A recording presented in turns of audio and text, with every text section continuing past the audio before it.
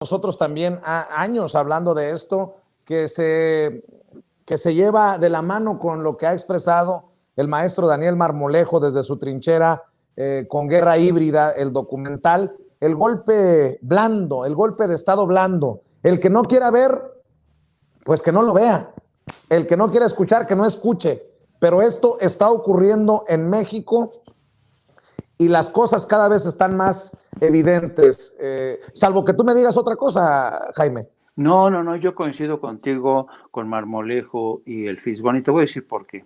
Mira, yo creo que, por cierto, que hoy leí una columna interesante de Raimundo Rivapalacio en el que acusa de ser un paranoico al portavoz de la presidencia y al propio presidente, porque desde Palacio Nacional consideran que desde Estados Unidos se está orquestando un golpe de Estado, ¿no?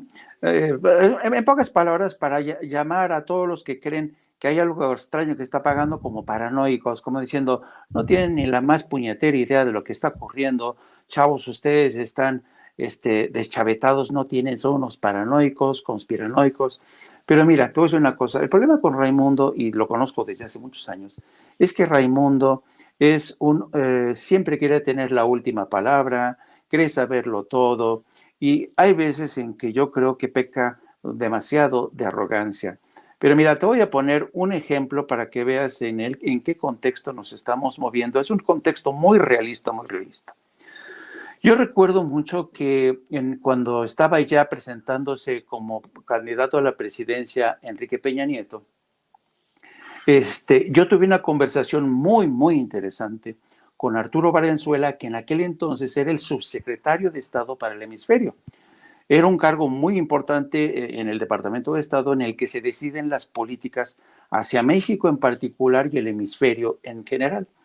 Y yo me acuerdo que cuando hablábamos de la posibilidad de que el PRI regresara al poder, porque estaba Felipe Calderón, yo le preguntaba a Fernando Valenzuela, digo, oiga, pero ustedes creen que Enrique Peña Nieto y el PRI ya hicieron su travesía por el desierto?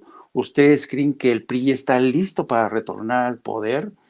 Y entonces me decía Fernando Valenzuela, digo, ¿cómo se llama? ¿Cómo se llaman? Arturo. Arturo, perdón. Gracias. Arturo Valenzuela me decía, no, nosotros hemos hecho un análisis aquí en el Departamento de Estado y estamos convencidos de que este PRI ya no es el viejo PRI, es un PRI renovado y que yo lo veía y le digo, ¿y qué tal si no va a resultar como aquel cuento corto de Monterroso que decía, y cuando desperté, el dinosaurio seguía ahí? Bueno, no me quiso hacer caso. Entonces, para no hacerte cuento largo, se elige Enrique Peña Nieto, a pesar de la campaña que orquestó el PAN dentro del Congreso de Estados Unidos para vincular a Peña Nieto al narco y todo este rollo, ganó el PRI, ¿no? Ya sabemos lo que invirtió Enrique Peña Nieto. Y con el tiempo en el Departamento de Estado se dieron cuenta que la habían cagado y que no, que efectivamente el dinosaurio del PRI seguía vivito y coleando. Bueno, eso te habla de la tremenda desinformación y miopía con que a veces el Departamento de Estado de Estados Unidos ve a México. A pesar de que somos sus vecinos más cercanos, a pesar de que tiene una embajada con analistas de la CIA, de la DEA, de los Marshalls, México en muchos sentidos, para ellos, no saben, yo no sé, nunca le han encontrado la cuadratura al círculo en sus análisis sobre México. Y pasaba lo mismo con Andrés Manuel López Obrador, a quien consideran un líder populista y de izquierda, y de ahí no lo sacas, ¿no? Sin tener en cuenta que Andrés Manuel López Obrador es una personalidad muy compleja, ¿no? Muy puntiaguda, no sabes por dónde agarrarlo, ¿no? Entonces, yo creo que a veces el Departamento de Estado, por ejemplo, en conceder el beneficio de la duda a mexicanos contra la corrupción y pensar que López Obrador tiene algo de comunista, izquierdista, y pensar que los medios, grandes corporaciones, son medios que le están haciendo un servicio real a la democracia, se siguen confundiendo desde Estados Unidos. Pero ¿cuál es el otro añadido en el componente de este análisis? Las grandes corporaciones en México, que son extensiones de las grandes corporaciones en Estados Unidos y Europa, y esas ya se manejan solitas. Esos tienen sus propios ajedrecistas, tienen sus propios operarios de campañas negras, ¿no?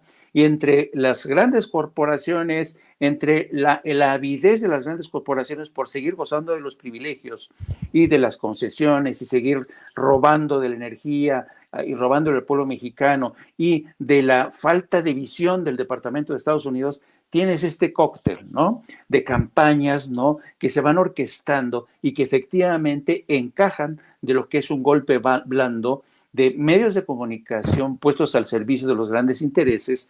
Y yo creo que estamos en ese escenario. No hay que hacernos tontos. Y no, esto no es un tema de paranoia o no paranoia. Estamos hablando de intereses reales, muy concretos, de las grandes corporaciones como Iberdrola, las mineras, la gente, los chinos que están entre el litio y Estados Unidos.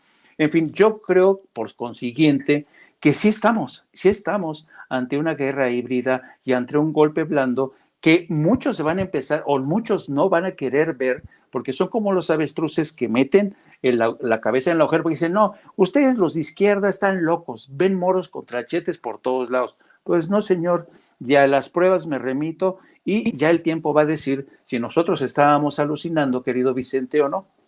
Así es, por cierto, para cerrar, si me permites, querido